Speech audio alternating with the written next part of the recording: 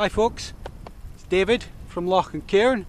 Right, wild camp number 7 is underway.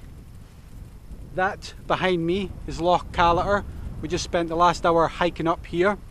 Now what we're going to do is we're going to head round the side of Loch Kander to the back of the glen and find somewhere to pitch up for the evening.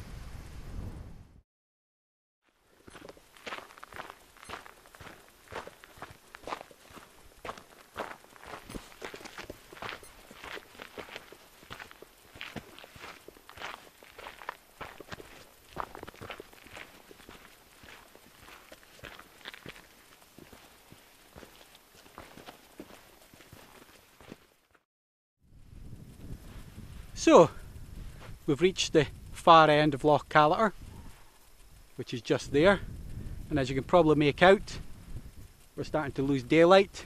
The sun's just disappeared behind the horizon there. However, we've got plenty of time to find a spot to pitch our tent before the light disappears. But one of the great things about Glen Callater is the further you venture up the glen, the better the view gets, as demonstrated here. Now, I'm not 100% sure how that's going to turn out in the camera, but that is an absolutely spectacular view, and it's one that I never get fed up of. Another great thing about Glen Callater is that, again, once you reach the far end of the loch, it becomes quite a grassy glen, and there's lots of places to pitch your tent. You can pitch it right down there beside the loch and the river, or you can pitch it right up to the back of the loch. You can pitch it anywhere here. It's very grassy, lots of spots to wild camp. As I'm sure you can appreciate, the views are pretty spectacular. That's why Glen Callater is one of my favourite wild camping spots. It's just absolutely beautiful. So we're making our way up to the back of the glen. My wife's in front of me. You probably won't see her in the camera, but I thought I'd stop here for a couple of seconds because I'm being watched. Again, you won't see this, but there's a beautiful ridge there. And on top of that ridge, there is at least half a dozen deer just standing right on the ridge watching me. And that's actually quite common here.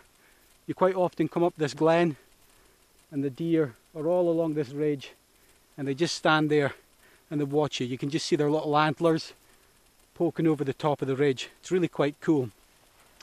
And what they do is in the evening they come down to the river, quite close to the loch actually, and they drink from the river. But as soon as they see you, they're gone. And to be honest, they quite often see you before you see them. Okay, we've picked our spot for the evening, so we're about to set up our tent under the watchful eye of the locals. The deer sitting up on the ridge there. And once we've got our tent up, we'll get the jet boil out and get our dinner on.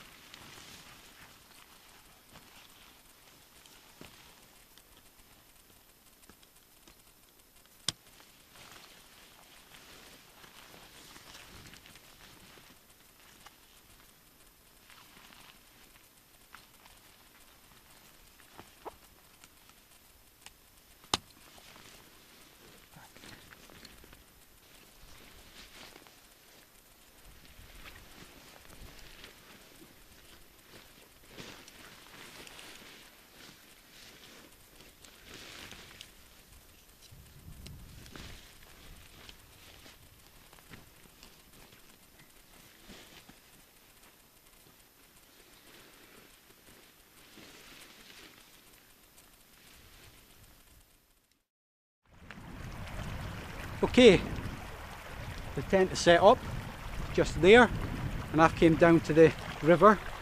I'm guessing it's the River Callater to get some water. Now, I've talked a lot before about how you carry your water, and I'm a big fan of a water reservoir rather than a water bottle. And my preferred water reservoir is the Camelback Omega Water Beast, I think it's called. And I like that because it's quite durable and I can carry 3 litres of water. Now, to be fair, on a wild camp like this, it's not such a big deal because we're right beside the water. So I could take my water bottle down here, a litre bottle, fill it up, use it for my meal, use it for a drink, and I just come back down here, fill it up again, and I can come down here and clean my utensils, my cooking utensils. It's not a problem because we're right beside the tent. You know, we're 2 minutes, so we're a minute away from the tent from here. But when you start venturing up into the hills, it gets a little bit more tricky to find water, and it's in that situation that you want to use reservoirs, because reservoirs allows you to carry more water.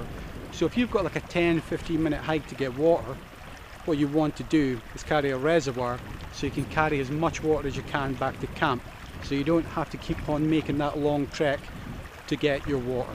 So we tend to carry a reservoir. As I say, you could easily get away with using a water bottle here, but we tend to use my reservoir, my Camelback Omega Beast, but we also carry a spare platypus, and that's what I'm going to use here. I'm going to fill up this platypus with water from the river, and that will do us for all our meals tonight, our meals in the morning, I should say our breakfast in the morning, and probably our coffee as well.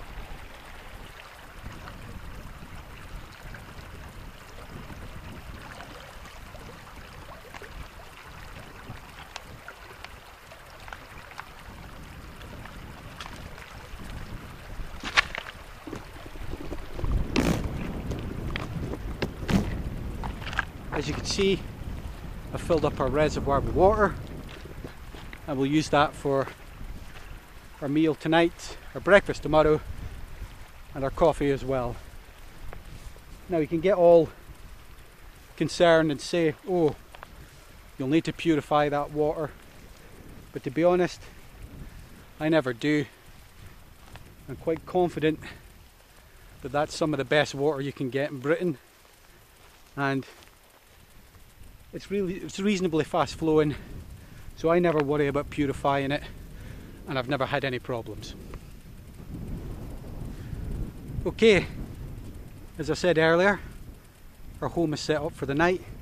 We've got our water and we'll cook our dinner soon, but before that I thought I'd give you a quick view of our tent, or the inside of our tent, and our sleeping systems. So let's have a quick look. I'll put on my light so you can see what I'm doing. Okay, so as you can see, we've got a ground sheet, or the technical term is a footprint nowadays. And as you can see, there's plenty of room in there. This is my sleeping bag here. It's a softie, a snug pack softie. I'll leave the details on the website actually, but I have a sleeping bag, snug pack softie. Then I've got a silk, don't know how this is going to turn out in the camera actually, but I've got a silk liner inside the sleeping bag, and then underneath I've got my Thermarest Pro Light. And my wife's setup is very similar. Don't know what her sleeping bag's called, but it's a woman's sleeping bag, and she has a liner inside it as well, and then underneath she's got a Thermarest Pro Light as well. Now both of the Pro Lights are mummy shaped, which is kind of handy. Let me take this up, see if you can see the back.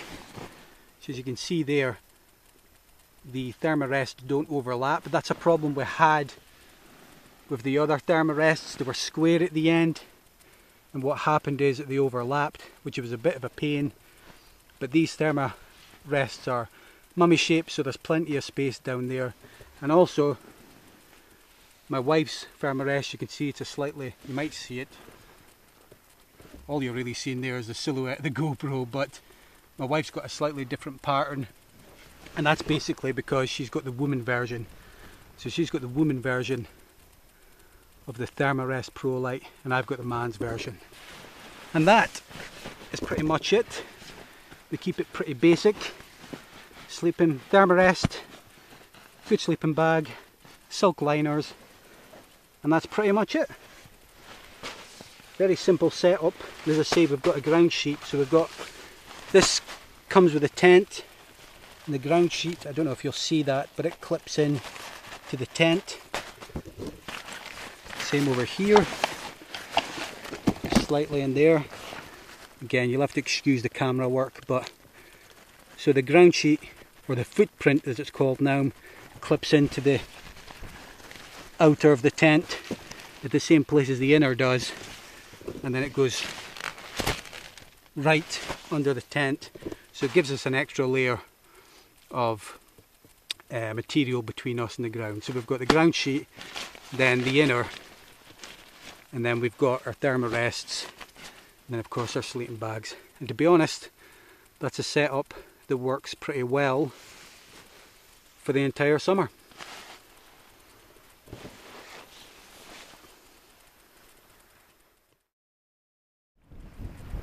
Okay, we've had our dinner, we've had a nice cup of hot chocolate, and as you can probably tell, because I've got my head torch on, no idea if you can see me, but it's now pitch black. So what we're going to do is we're going to head off into the tent and get our head down for the evening.